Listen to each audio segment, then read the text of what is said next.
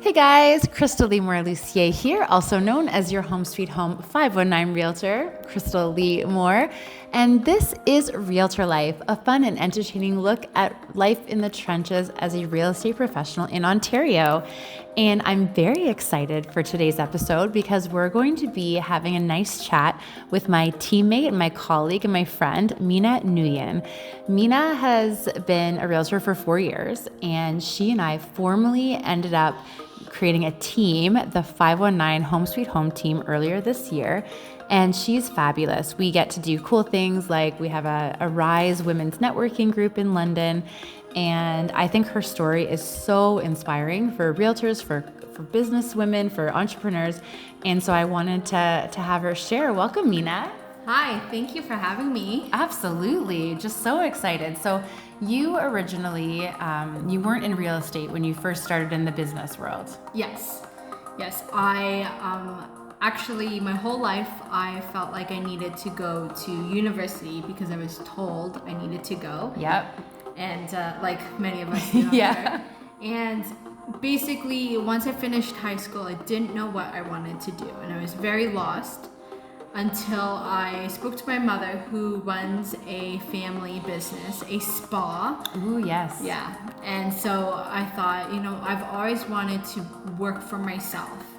And, why not get into this family business? And Nice. That's when I continued on and built it however I wanted to. But I knew it was never it for me. Okay. Yeah. I knew I wanted to do more, and what happened was I had worked hard, saved up a lot of money, Yep. and at that time I wanted to buy real estate. Yes. Which was weird. It's, that's what every young person wants to do. They're just like, let's just buy some houses and some property. Absolutely. Yeah. And so I purchased a property, and it turned out it was a 5-plex. And then, Wow.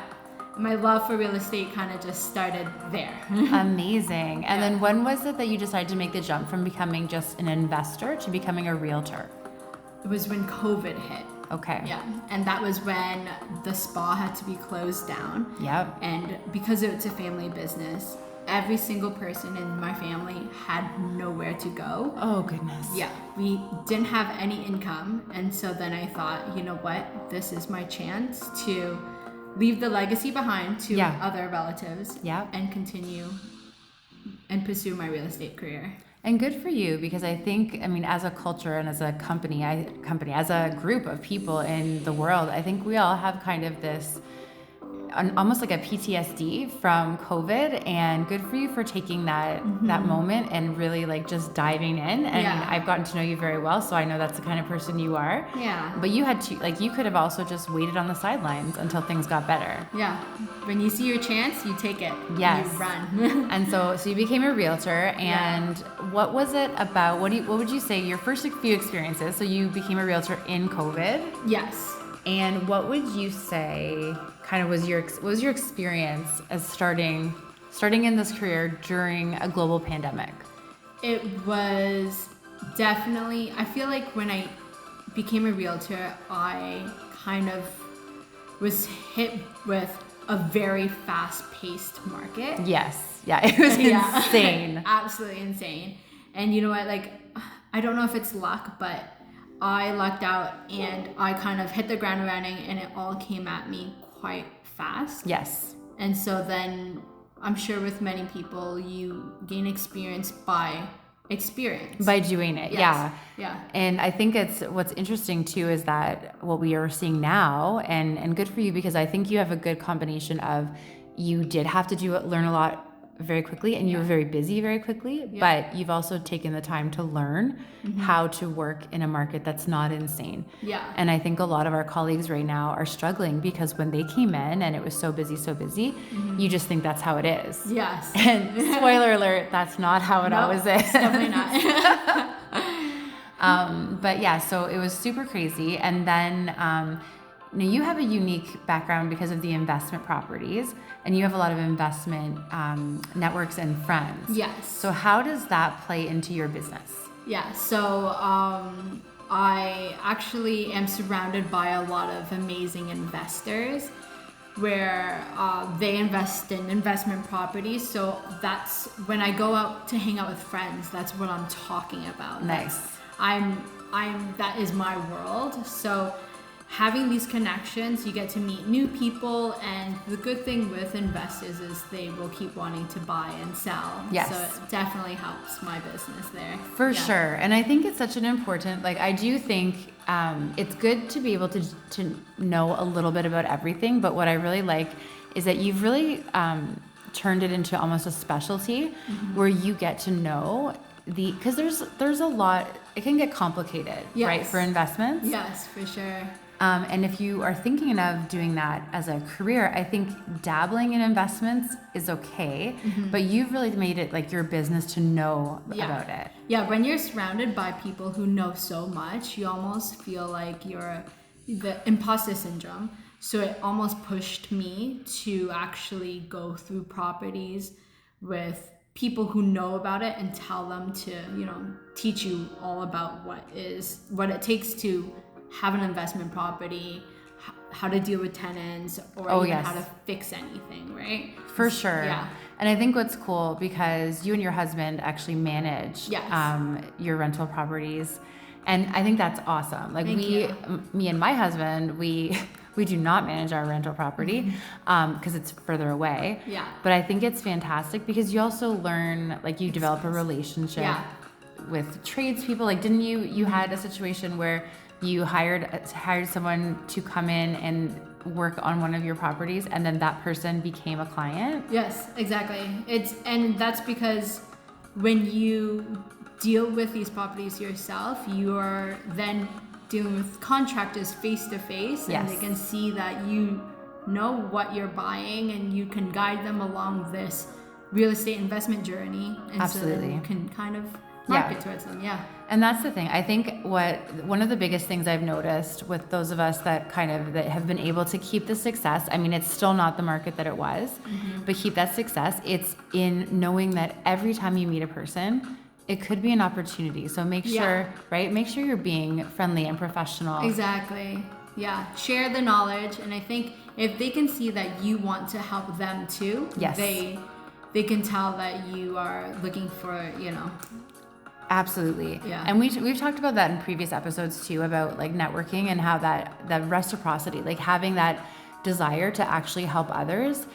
There's enough people out there that just are kind of takers. Yes. And so you and I are very similar in that way. We're givers, almost sometimes too much, but it's not really a thing. Like too much is okay. Exactly.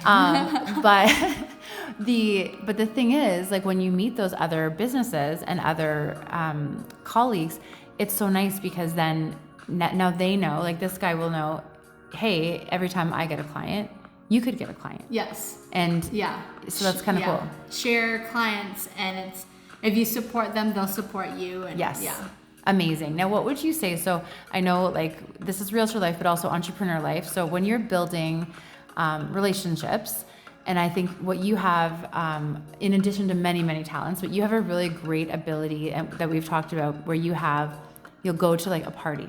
Yeah. And really connect with people. And you're not talking about work the whole time, but you're really good at kind of slipping in the conversation that, oh, hey, if you have questions or about real estate. So how do you do that without kind of, because you do it very well, without seeming like you're kind of, hey, like I'm only talking to you because I'm for business, because you're not. Yeah. Yeah. I think I definitely think about that a lot. I used to, and now it kind of comes natural. Nice. So work hours seems to kind of come up. In real estate, yeah. Always. But I know that I never want to push work onto people, and just kind of, it definitely is tricky, but I think I kind of just like slowly sprinkle it in here and there, kind of like slight reminders. Yeah, because I mean, you don't want to be pushy, but you also don't want a situation where someone ends up not using you because they had no idea that you were in real estate. Exactly. And then in the end, you kind of mask all of that, like sprinkling in with just fun bubbliness. Yes. And just, compliment people, love people, and they will love you back. 100%. I love that. And you're honestly, you're like a ray of sunshine. Oh, thank you. And It's so nice because I think especially when people are starting out, I think it's very, because when you were starting out, so you're telling people you're in real estate, and I think the fear is that as soon as you say that, everyone will take like half a step back. Yes. Because they're like, oh, what are you going to try and sell me? Yes, exactly. But the thing is, like, if you do it authentically, it's all relationships. Yeah. Amazing. Yeah, I think too is when you tell them you're in real estate, you almost want to mention it, but then have that conversation go back to them. Yes. Yeah. Because I think it's kind of like Brian Buffini, who we absolutely love. Yeah. But he's mentioned, like, it'll always come up. So it's kind of like if you're a doctor or if you're a lawyer, they probably won't have to talk about their job at a party, but realtors always will, like, how's the market? What's this? What's that? What did this house sell for? Yeah. And it's fun. But yeah, I like the idea of putting it back to them after. Yeah. Yeah. Very cool. And then I guess very lastly, before we kind of wrap up, because I love that we work together and we really complement each other. Yeah. We joke a lot. So I know how to show houses, and I love showing houses to my clients once they love the house. The shopping process, though, Yeah. I find it really tiring for me. I can push through it, but when I met Minna, and Minna loves showing houses. I love it. What would you say, like, if you're giving advice to a younger realtor, or someone that's kind of just like their passion for showing houses might be down a bit, what are a few things that you do that make you love it and make your clients love going through houses with you? Yeah, so good question. Thank you. I love going through homes, and I want people to kind of experience what I'm experiencing, is going through a home and not seeing what it is for what you see. Right. But almost seeing its potential. Absolutely. Yes. I already I know a lot of people kind of think, I'm buying this house, oh no, this is the house I'm buying and it's forever. But it's never forever. So I always tell people that it's a stepping stone. Yes. So you guide your clients and be like, hey, like this, what can you change about it? So so you can imagine yourself loving it. Yes. And that's what I like. Yeah. Very cool. And I know the first time I ever heard the term house hacking was from you. Yeah. And what is house hacking? Yeah. Another good question. Thank you. House hacking is probably the way of the new future, where you have a property and you take part of it and you maybe rent it out long-term, mid-term, or even short-term to make some extra income to help you pay off your mortgage. And this is probably the way of the new future, because many people probably won't be able to afford a home. Hopefully that's not true, but that is the prices they keep going up. Exactly. Well, afford or within the budget. Yes. So I've always house hacked. My husband has always house hacked, and this has helped us get us to be able to buy more investment properties. Amazing. Yes. Yeah, and I think what's nice too is when you are working with investors, being able to say legit that you've done it and that you are also an investor, I think it probably helps. Yeah. Yeah? Yeah. Amazing. Okay, well, I think that this has been a wonderful conversation. I mean, I always love our chats. And I think one of the biggest things, if you ever want to chat with us in person or just to buy an investment property, Minna is very easy to reach. We're on Instagram. We're with Royal LePage Triland in London. But even if you just want to chat, you can always reach out by just commenting or reaching out on Facebook or the websites, everything. Yeah. My very, very, very last thing. So if you had one piece of advice, so someone's starting out, they're not sure if they even have clients yet, what would you say is, in your opinion, one thing that they could do today just to move things along with maybe building a database or having a conversation? Yeah, I would definitely say get out there. Just, talk to people, join groups, join clubs. If you're into sports, maybe join sport teams. Absolutely. You want to start creating these relationships, and maybe you don't have that many that much of a connection with others, you now want to start practicing. Build it. For sure. Yeah. For sure. Amazing. Well, thank you so much, Minna. Thank you. And so, guys, this has been a fantastic conversation. And the thing is, if you decide to specialize in something, investment properties are fantastic. If you're specializing in first-time buyers, in sellers, in condos, in commercial, I can't help you.